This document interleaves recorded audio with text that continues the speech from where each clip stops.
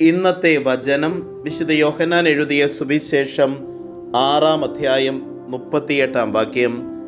ഞാൻ സ്വർഗത്തിൽ നിന്ന് ഇറങ്ങി വന്നിരിക്കുന്നത് എൻ്റെ ഇഷ്ടം പ്രവർത്തിക്കാനല്ല, എന്നെ അയച്ചവൻ്റെ ഇഷ്ടം നിറവേറ്റാനാണ്.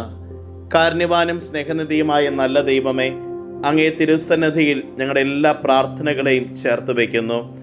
ഈശോനാഥ, അങ്ങ് പിതാവിൻ്റെ ഇഷ്ടം ഈ ലോകത്തിൽ നിറവേറ്റിയതുപോലെ അങ്ങയോടുള്ള ഞങ്ങളുടെ സ്നേഹത്തിൽ ആഴപ്പെടുവാനും അങ്ങയുടെ ഇഷ്ടത്തിനനുസരിച്ച് ജീവിക്കുവാനും ഞങ്ങളെ അനുഗ്രഹിക്കണമേ.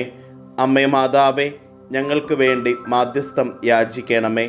നമ്മുടെ കർത്താവ് ഈശോ മിശിഹായുടെ കൃപയും പിതാവായ ദൈവത്തിൻ്റെ സ്നേഹവും പരിശുദ്ധാത്മാവിൻ്റെ സഹവാസവും നാം എല്ലാവരോടും കൂടെ ഉണ്ടായിരിക്കട്ടെ, ഇപ്പോഴും എപ്പോഴും എന്നേക്കും. ആമേൻ.